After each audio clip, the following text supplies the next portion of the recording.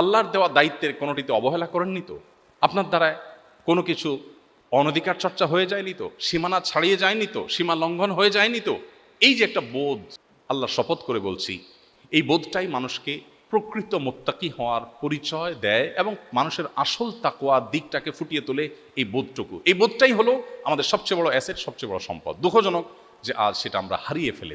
আমরা শুধুমাত্র ইবাদত বন্দেগীর গুরুত্ব নিয়ে আলোচনা করি, ইবাদত বন্দেগী করি, পুরো ধর্মটাকে বানিয়ে ফেলেছি জাস্ট ইবাদত সর্বস্ব একটা ধর্ম। আমি বলছি যে ইবাদতের মৌলিক ইবাদতগুলো ইসলামের মৌলিক কাজ, প্রধান কাজ, সন্দেহ নেই।